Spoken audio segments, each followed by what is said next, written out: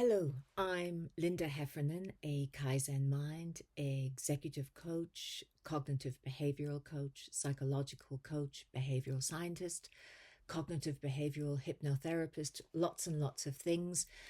And for you now watching this, I've probably been your coach in one form or another. So, welcome back. If you are watching this, we have arrived somewhere rather significant in our work together, in our partnership together. The end of our formal coaching at this moment in time together. I want to take a moment before anything else to acknowledge that and to thank you. Thank you for your trust in me, and thank you for your trust in yourself in engaging with me. You may remember that right at the beginning of our work, I shared several videos with you: growth mindset, what a Kaizen mind means to me, and the A game. So that was our opening. It was the invitation into this work, the principles, the posture, the way we were going to think together.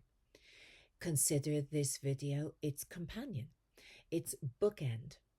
Because if the A game was how we began, the GROW model, GROW, is how you continue on your own, in your own rhythm, carrying everything that we have built together. So now, find a quiet moment, maybe even make a cuppa, and settle in. Let us close this chapter right now properly. So, what are you taking away with you? Well, here is something worth saying plainly. Coaching is never usually meant to be permanent. There can be multiple iterations of it. You can come back at any time. But this coaching was meant to give you something portable, a way of meeting yourself that you could carry into the rest of your life. And by now, whether you've noticed it or not, that shift has likely already happened. The way you speak to yourself is different. The questions you ask yourself are different. The way you hold yourself, notice the physiology of your body may be different. The way you manage perhaps stress is different. The quality of attention you bring to your own thinking is different. Well done. What I want to hand you now is a frame to hold all of that together. Something simple enough to use on a Tuesday morning when life is a little untidy, and quietly sophisticated enough to meet the larger questions and demands when they arrive. It is called the GROW model, GROW, and it is a primary model in coaching. It is already threaded through everything that we have been practicing: the inner language, the Kaizen rhythm, the curiosity, the kindness, the self-compassion, talk, think, feel, do, my model. GROW simply gives it a shape. So why a model, Linda? Why do we need a model at all? You always spoke about our process being organic and filtering and active listening. Well, models can also be important, especially when it comes to the mind and the amygdala and the prefrontal cortex. The mind, left to its own devices, does not naturally structure problems. It stirs them, it agitates them, it circles, it rehearses, and it often catastrophizes at 3 a.m. or 4 a.m. and then maybe hopefully rationalizes at 9 when you've popped in the prefrontal. Now, a model interrupts that. It gives the mind a place to land and a sequence to follow. And when you have been practicing as you have, the model stops feeling like scaffolding. Do you remember we probably discussed scaffolding and Vygotsky? And it began then to feel more like a rhythm, a way of meeting yourself. That in time is what grow, Grow, will become for you. So what was grow mean, Linda? Okay, well, grow is very simple. It's part of the growth mindset, that curiosity piece, the change piece. But the grow model is also G, goal. What is your goal? Now, this is an interesting one. And you probably noticed at the beginning of our work, Linda got really particular about this. This is where most people, quite understandably, well, they get it slightly wrong. They name a goal that sounds reasonable or tidy or acceptable to say aloud, or the goal is framed in the language of what they don't actually want. But a goal that is not genuinely yours and focused on what you do want to achieve will not move you. It will sit politely on a shelf. So when you are self-coaching, ask a gentler, more revealing question. Okay, what do I actually want here? And what would it mean truly if I had it? And remember the language framing. What I want is not responded to with what I don't want. Okay, you've already got that. What do you want? Notice the softness of that question. What do I actually want here? What would it mean if I truly, truly had it? It does not demand, okay? It inquires. Be kind to your mind when you ask it. Give it room to answer honestly without the inner critic editing the reply. A good goal, for me, has 3 qualities. It is specific enough that you would know if you had it. It is yours, not borrowed from someone else's definition of a good life or a good outcome. And it is alive, meaning it moves something in you when you say it. If the goal does not meet those 3, do not press on. We didn't in our work. Refine the goal first. Everything downstream depends on it. Then the R in the grow model is reality. So we move from the goal to the reality. And this is where self-honesty becomes the skill, and where, if I'm being candid, most of us would rather flinch. And in our early work, yeah, we had to maybe go to some tense or challenging places.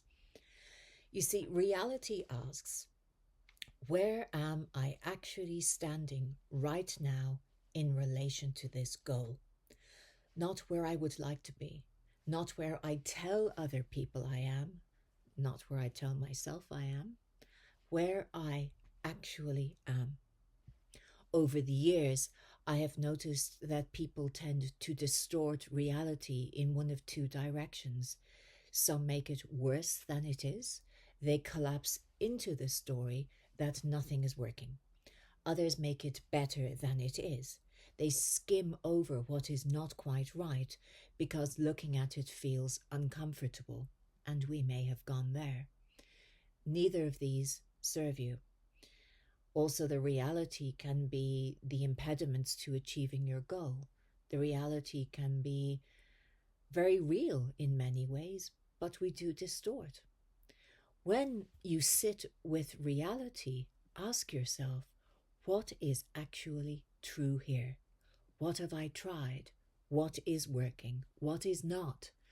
What am I tempted to not look at all? I like going there, you've noticed. That final question is the important one. What am I tempted not to look at? Okay, where's the avoidance? Where's the denial?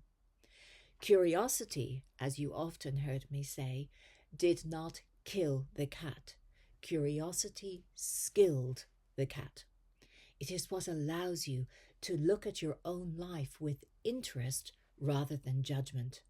And when you look without judgment, you see a great deal more accurately. Then we move to O. O in grow is for options. That's the way I see it. This is the stage in which I would encourage, and you probably heard me in our work, I would encourage you to linger longer than feels maybe more natural. Because the mind, wanting to resolve discomfort, will often lunge at the first available option and then call it a decision. Remember, we are powered primarily by the amygdala. Very powerful, very primitive.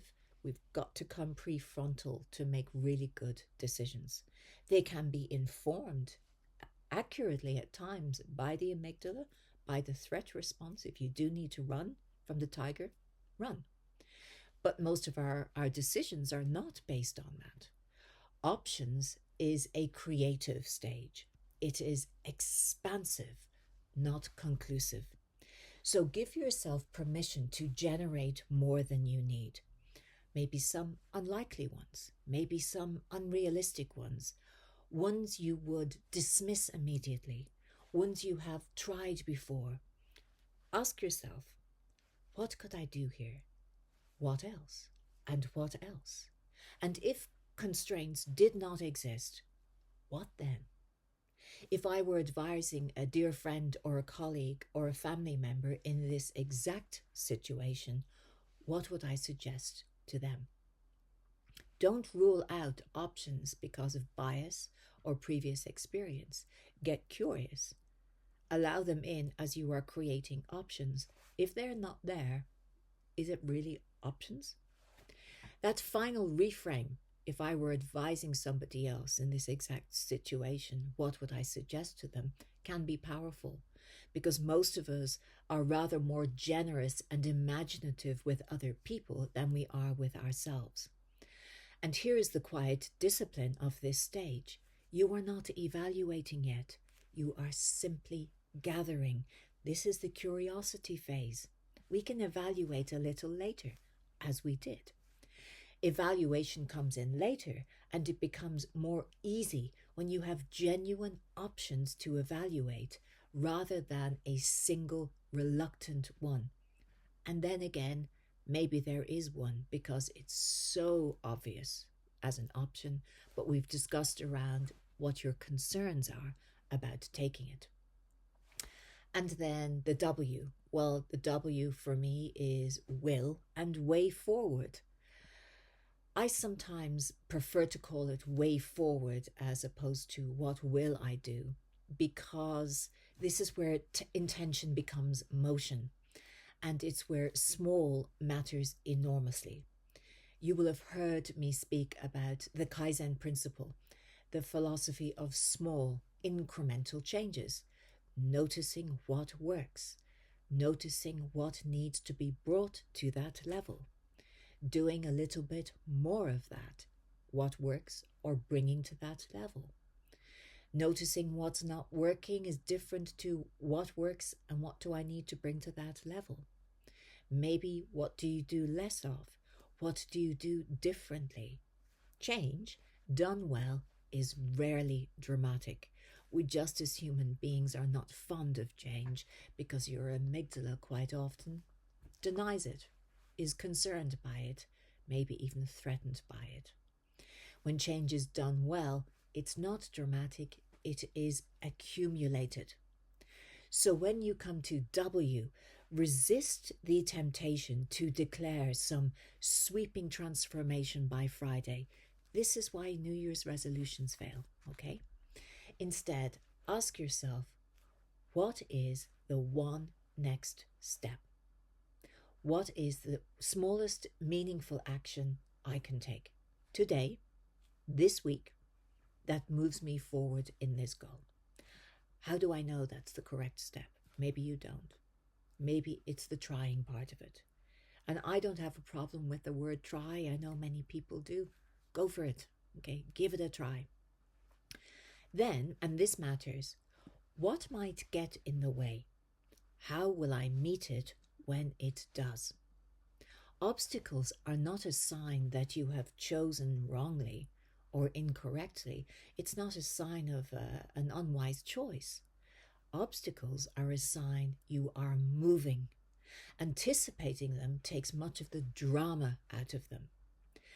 But there is a further part to the W that I want you to hold carefully, because most people skip over it, and it is the part that quietly determines whether change actually takes root. How will I know that what I am doing is working? It's connected to my goal. How is it working? And how will I know when I have arrived to where I want it to be? It may not be the arrival at the ultimate goal. It may be the arrival at each Kaizen stage of it. Okay? And those two questions, they deserve a proper pause. How will I know that what I am doing is working? And how will I know when I have arrived at the goal that I wanted to achieve? Now, the first one, how will I know that what I am doing is working? Well, this is about feedback. If you do not decide in advance what progress will look like, your mind will default to its old habit of measuring only what is missing. So name it. What are the small signs, the early indicators that things are beginning to shift, change? A conversation maybe that goes differently. A decision made with less hesitation. An evening where the old pattern did not appear. A physiological difference. A confidence. These are the quiet evidences of change, and they only register if you are looking for them. Now, the second question, how will I know when I have arrived? This arrival piece is important. How will you know when you have reached your goal? What will be present in your life that is not present now? What will be absent that currently weighs on you? And without a clear sense of what arrival looks like, we tend to move the goalposts the moment we approach them. Okay? Humans, that's what we do. And then the work is never permitted to feel complete, and judgment can settle in. When you do take a step, however small, pause afterwards and register it. Notice what you did well and maybe what needs to be brought to that level. You'll often hear me refer to the well done me moments. The well done me piece, as I call it, it's not performative praise.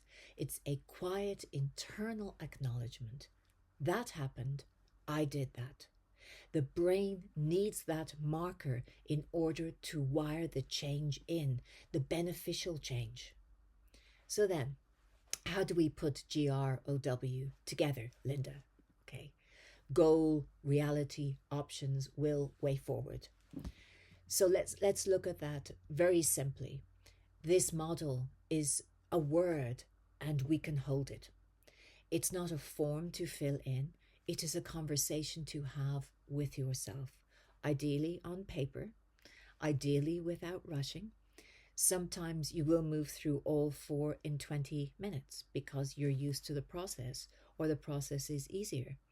Sometimes you will sit with reality for a week before options feels honest, and both are correct. And sometimes you'll just email Linda again and say, can we have a session? I'm stuck. And remember, all of this sits in the work you have done already on your inner language. The tone of voice you use with yourself as you move through these questions is doing at least half the work. A harsh inner critic produces a defended client, okay? A curious, steady inner coach produces an honest one. And I think that's actually good language for me. I think that makes a difference. So, be the kind of internal voice you would wish to be coached by. Think, does that sound like something Linda would have said to me? Or does that sound like something Linda would have noticed I said to myself and asked, can we get curious about that language structure? What might be a better option? Right. One last thought before I let you go.